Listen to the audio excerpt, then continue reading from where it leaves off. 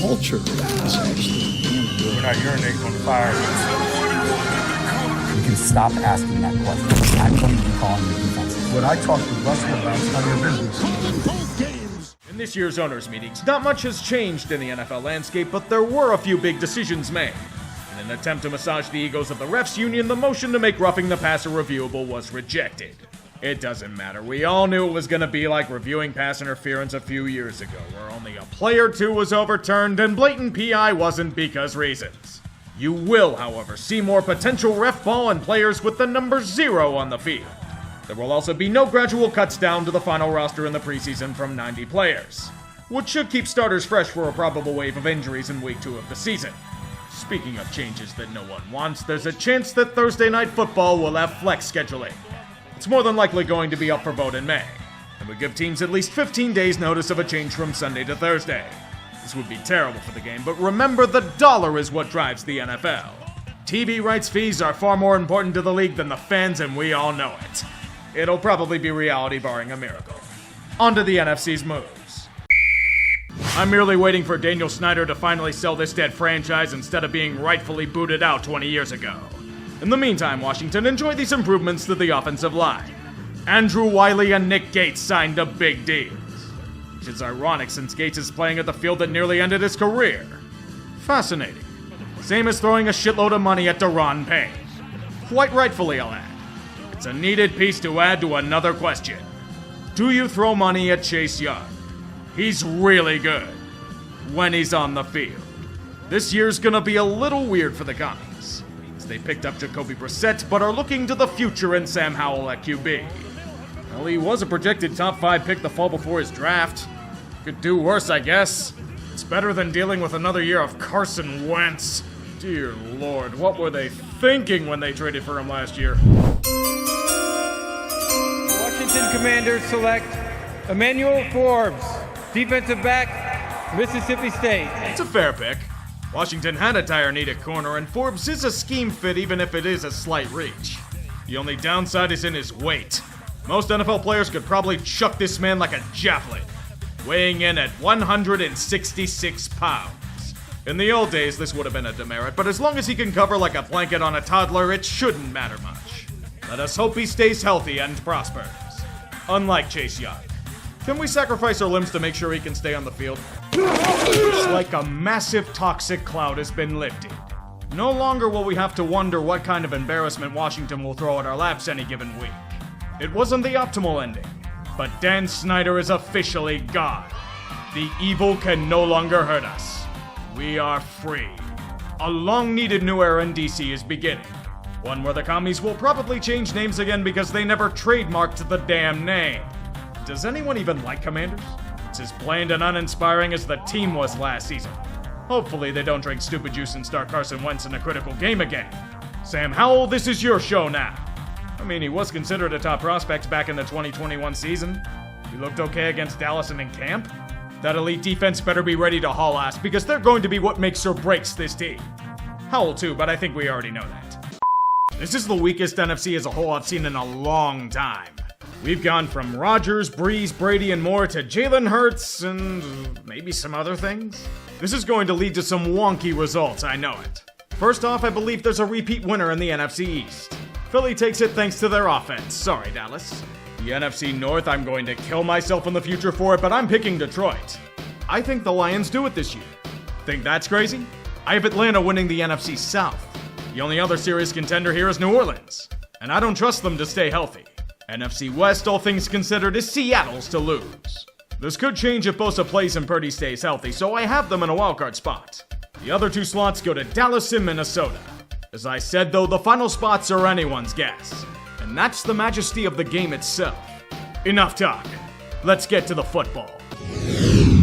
The sun has come out in DC. The stench of perennial failure is gone. And the fans respond by coming out of their fallout shelters. Washington has sold out their home opener.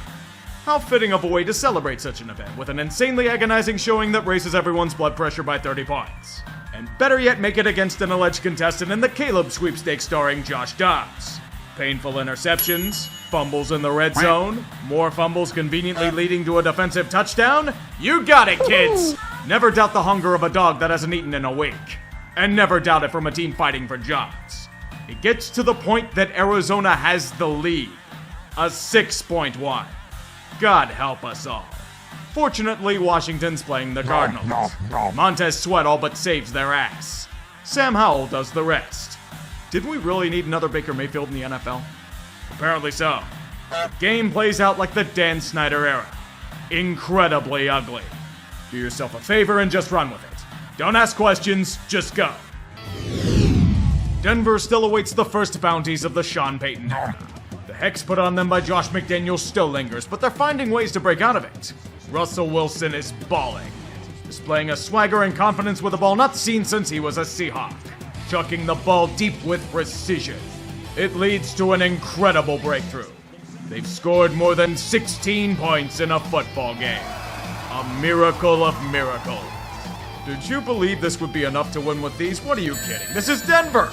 Nothing stops this ride, not even impossible offensive performance. The defense proceeds to buckle this time around, getting chipped away at all angles by Sam Howell throwing dimes and Brian Robinson gashing them repeatedly on the ground.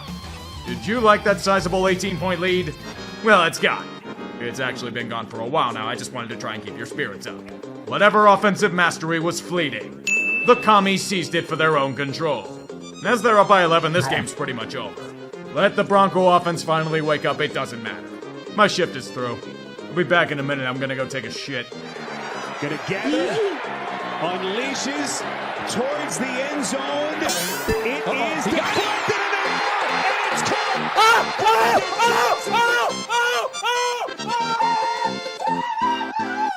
Yeah! Yeah! Whoa! Whoa!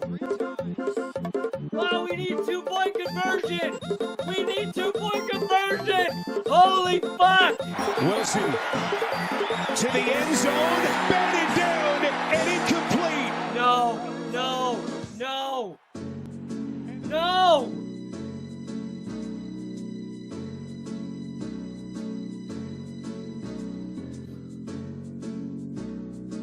That's worse! That's worse! He's early! That's fucking pass interference! That's the definition of pass interference! They hate calling pass interference on Cortland Sutton. The guy grabs his shoulder early and they don't throw a flag. That is a rough way to lose. How to describe this game for the commies other than Sisyphean? Buffalo is still gunning for fresh victims after the humiliation at MetLife. Bad news for you, Washington, but it's time to die. Everything will be incredible frustration. Go deep into the red zone? Don't take the points, turnover on downs. You'll keep rolling the rock up the hill over and over until Sam Howell imitates 2021 Baker Mayfield and throws bad pick after bad pick. 4 total in the game. And then able to read Buffalo's secondary when it mattered. Meanwhile, the Bills' offense will rout you like they're Pol Pot undergoing a purge. All of the bad Washington elements washed away under the might of an elite power. Give the Bills your young QBs, your hot seat coaches, your talented defenders. They will silence them once and for all. Nothing will satisfy Buffalo in their quest to seek vengeance. And they won't stop until everyone in sight is finished off. Philly might be undefeated, but they are looking incredibly suspicious right now. Most of their games follow 2 arcs. Start out strong and let off the gas just to escape at the end, or heinously play down to competition. Sometimes both. I don't know what the hell it is, but we haven't seen a full 60-minute effort from the Eagles. It's kind of like they're coasting along. They'll have their talent flash on occasion, but then take a few unnecessary blows from a quietly humming Washington group. And the weirdest scenario of all, this game turns into an offensive duel. Weird since you don't really expect it from the commies. On one side, A.J. Brown is destroying Emmanuel Forbes in coverage like there's no tomorrow.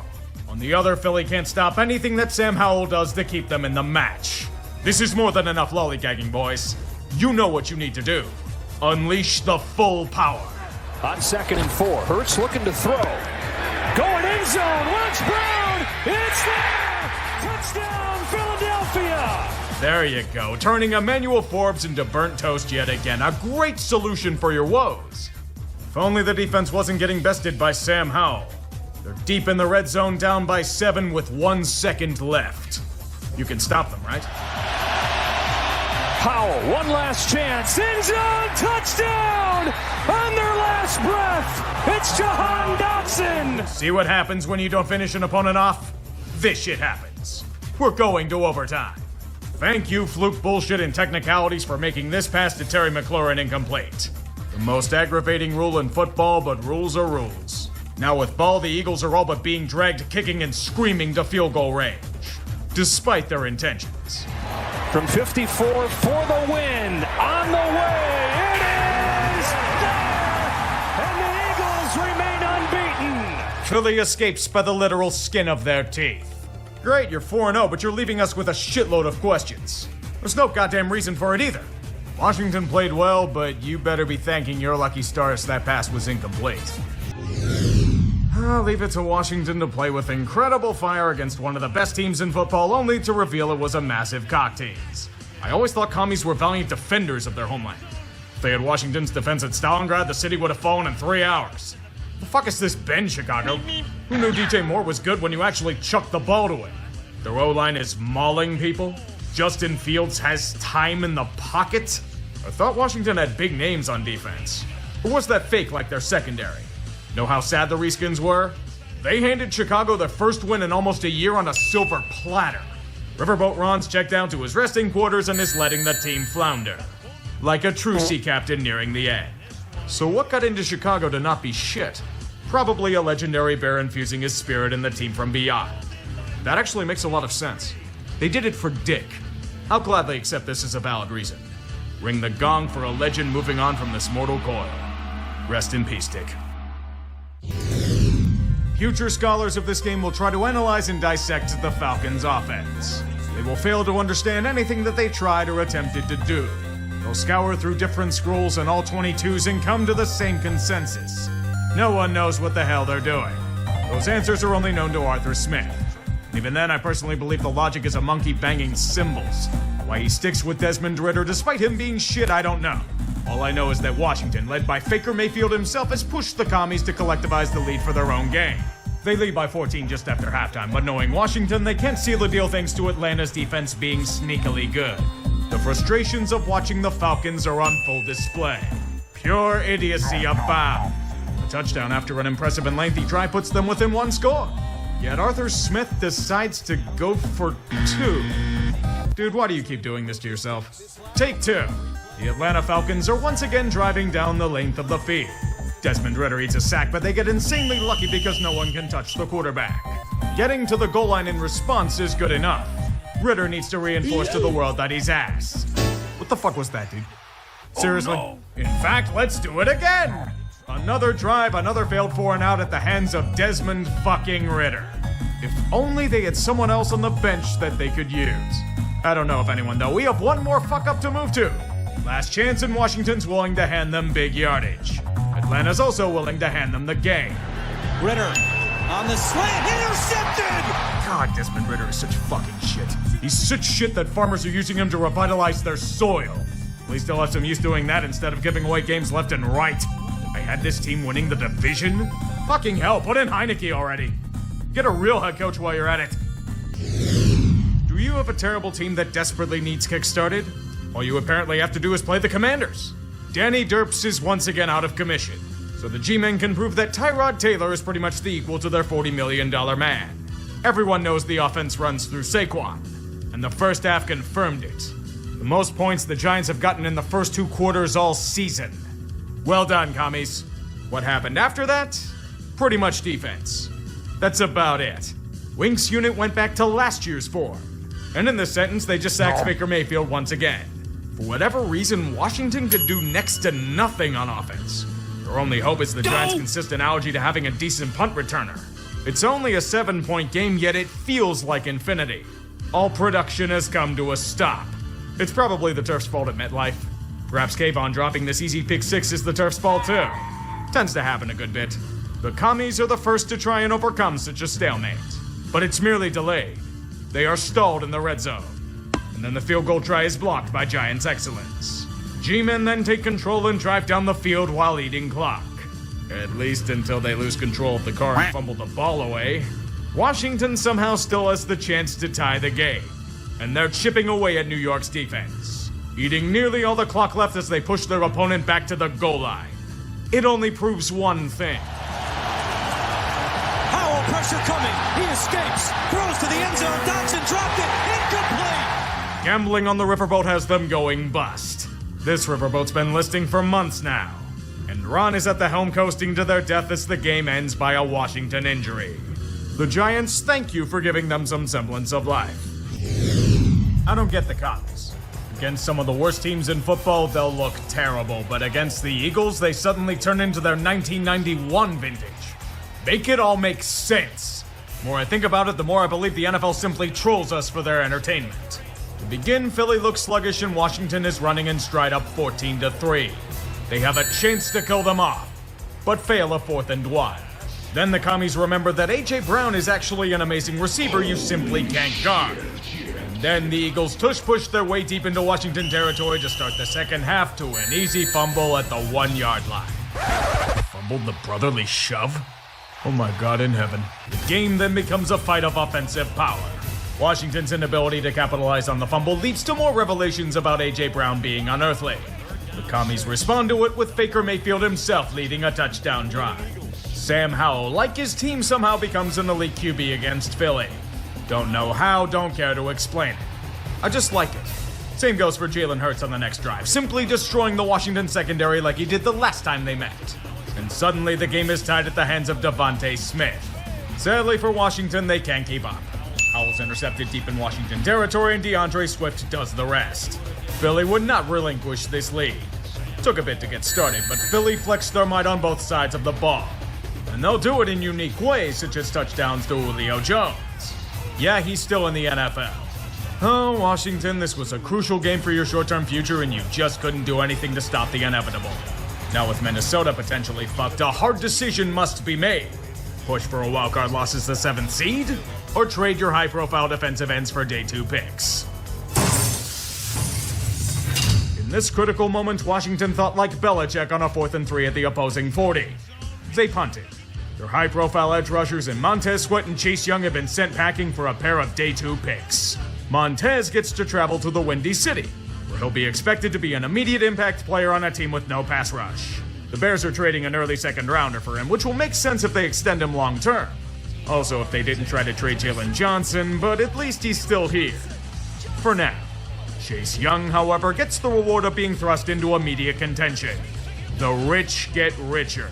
San Francisco adds to their incredible defensive glut with another 2nd overall pick. Chase has had injury woes, but with him and Nick Bosa together, if he reaches the level that I think he can, holy shit, that's a D-line that competes with the Eagles. And it only costs them a 3rd. Now, only if that could fix their issues on offense recently. That'd be nice. Still a better situation than Riverboat Ron's in right now. He's just sitting around waiting to be served a pink slip. New England, you can beg for mercy all you want, but it will fall on deaf ears. You had about 20 years of relevance. It's time to go back to the hell whence you came.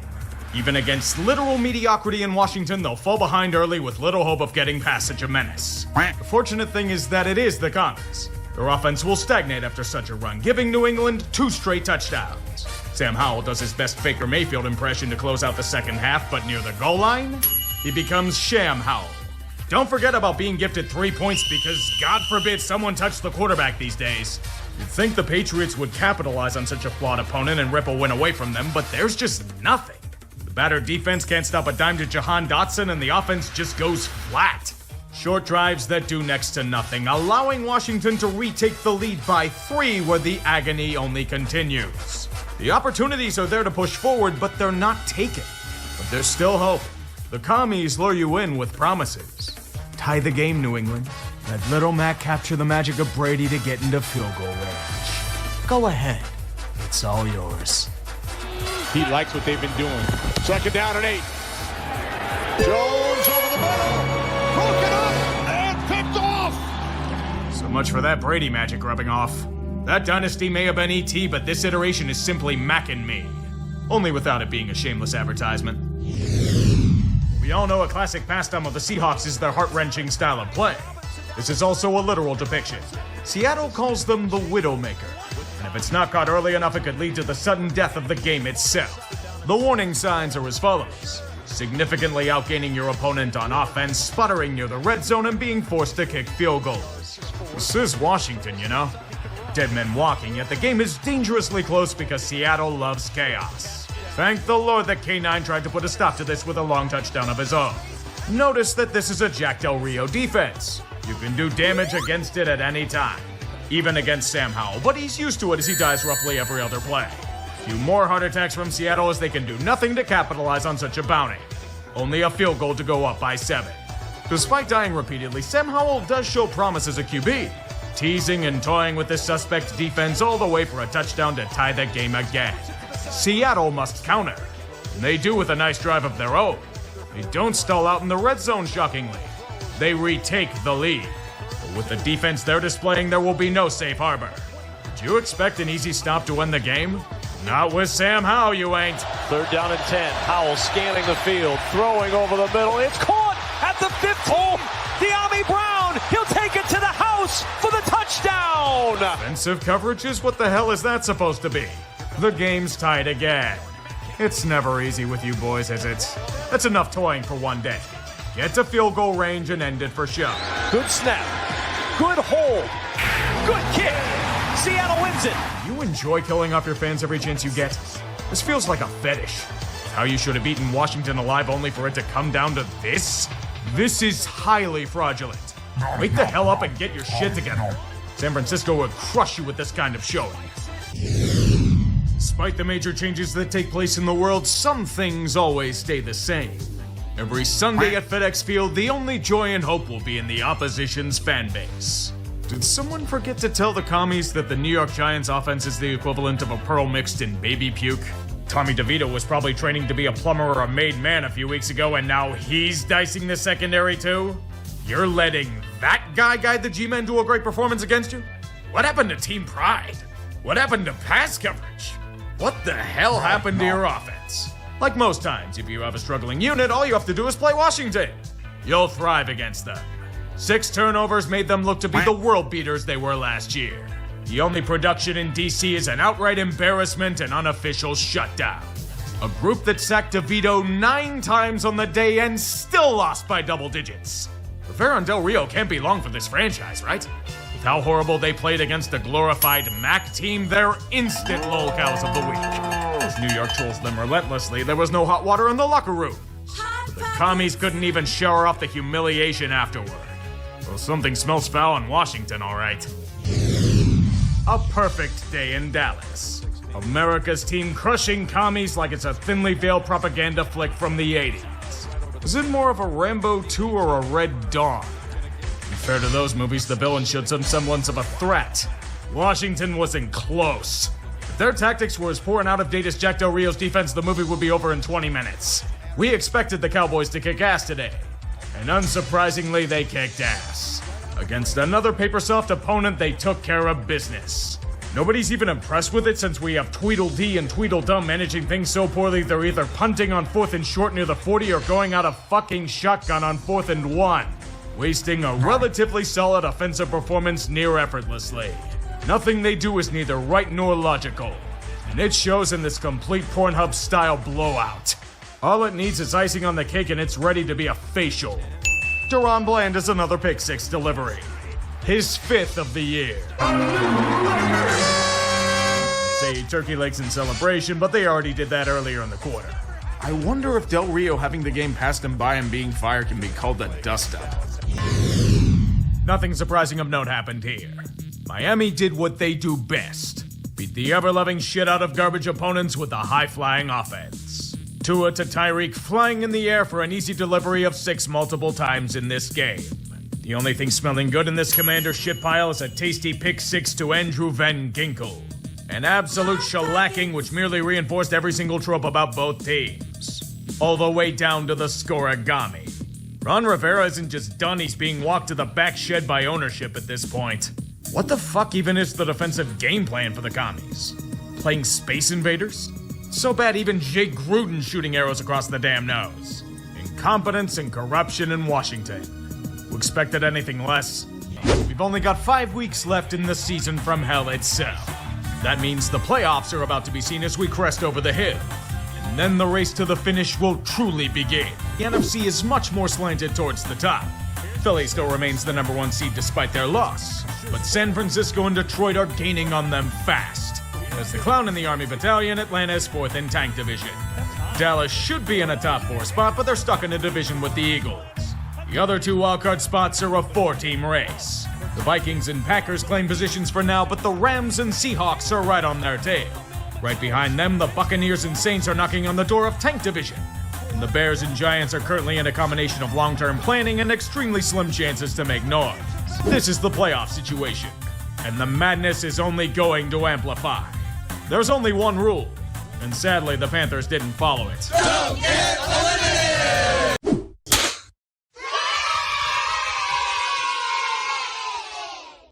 Well, this is gonna take a bit to sort out. Scriptwriters are generating so much hope that it could power a small town for years on end. A mediocrity carousel that'll make your head spin. The age of upsets brings us endless mosh pits. The NFC is even worse off. But we have a new number 1 seed in San Francisco because Dallas has usurped the Eagles in the division lead for now. They're in 2nd place. Detroit, despite their struggles as of late, have 3rd seed, which won't be in danger. That's because Tampa Bay is somehow leading Tank Division. The abomination we hoped would die. They'll have the right to host Philly in a wildcard game if things stand. With 2nd wildcard, I don't know how, but the Vikings are in sole possession of it.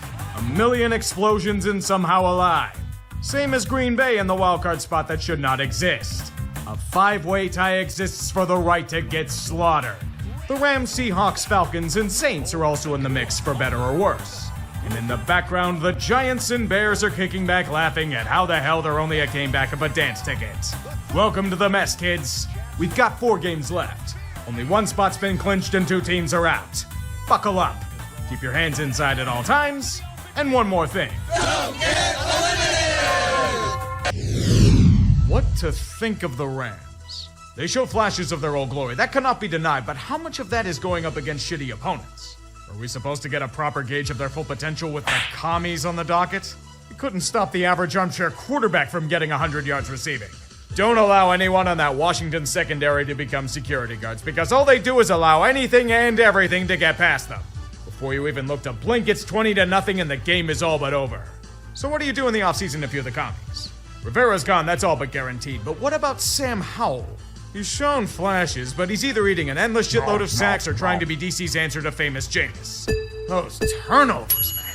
There's a big reason why he was benched for Jacoby Brissett. The Reskins would try to mount a comeback with Jacoby, but it was too late. LA wins and is sitting pretty in a playoff spot. Just saying, Ron, it'd be awfully nice if you showed any urgency in the red zone instead of letting clock burn out. I know you're getting fired, but at least try, my dude. No wonder why this team is fucked.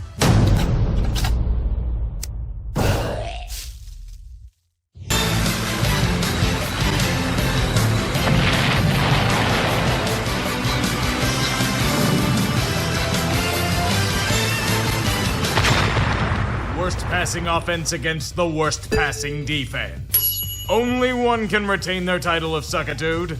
And it's looking like Washington's not only holding that belt of shit, they're packing it in and making hotel reservations in the Bahamas. Next to no one on the commies seems to give a shit. And it shows by folding 20 points to the Jets in the blink of an eye.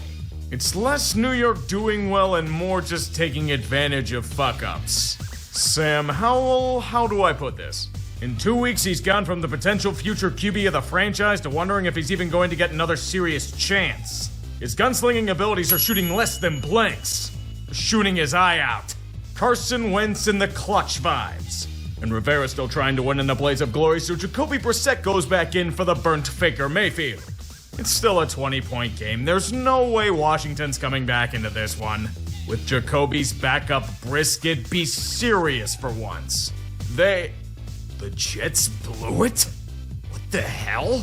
I know their defense has stopped giving a shit, but to the point of active sabotage? Okay, this is getting a little too ridiculous for our liking. New York's keeping Saleh and Douglas around, so they'll get the final drive for meaningless platitudes. Just kick the damn field goal and end this shit. In his 12th NFL season to try to save the day for the Jets from 54. Good snap, good hold. The kick from Zerline is good. game that shouldn't have been close to a game. Both teams should be given L's for the spirit of Tank Bowl. Much shame to the Jets. I'd be bashing the commies just as hard, but their secondary is doing more than enough of that for them. So Washington's in a bit of a pickle. Jacoby Brissett was supposed to get the nod for the commies today, but his hamstring decided to act out in protest. This means he's unable to go. Sam Howell is back to further destroy whatever confidence of a long-term future he has in Washington. Did I mention they're playing San Francisco? May I give you some advice? Lie down and don't bother getting up. Let the Niners do their thing.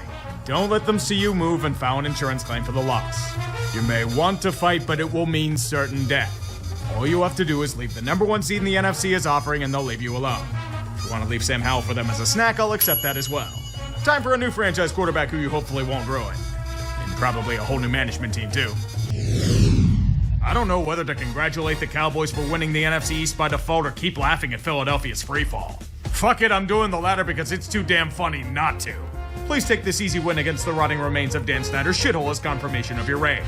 It was close for all of 20 minutes. Then Ron Rivera had to give one final send-off to a coaching tenure that proves the game has passed him by.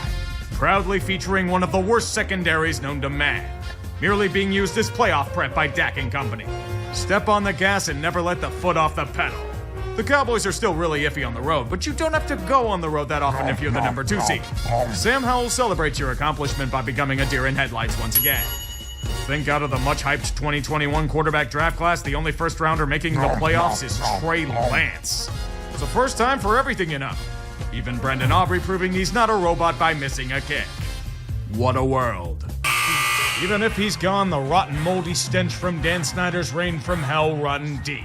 This year was merely a reinforcement of that fact. A team as broken and dilapidated as whatever that defense was supposed to be. Ron Rivera and Jack Del Rio were 2 of the greatest defensive minds in football in a past age. Now the commies merely prove that the game has passed them by, like most throws that burn their secondary. Their pass defense was fucking terrifying. Not for opposing teams, but for Washington. Quarterbacks looked forward to playing them, since a career day was likely on the docket. It would also be such for their defenses in the final 2 months. Sam Howell had promise. Once. His ascension to Baker Mayfield was short-lived, as he became unable to throw a football. The opposition schemed out his strengths, and he just broke. So if Howell's all but dead, what was this year about? Is it a waste? Are they gonna have to rebuild again since Montez Sweat and Chase Young are gone? Rivera and Del Rio were sent to pasture, but we all saw that coming from a continent away. They need new thinking. And that's why they brought in Adam Peters from the 49ers to be their new GM. He's got his work cut out for him. For example, finding a new coach. Other options spurned them. They wanted a high-end steakhouse and were forced to go to Dan Quinn's Ponderosa. There's uninspiring and then there's this. Did they even replace Ron Rivera?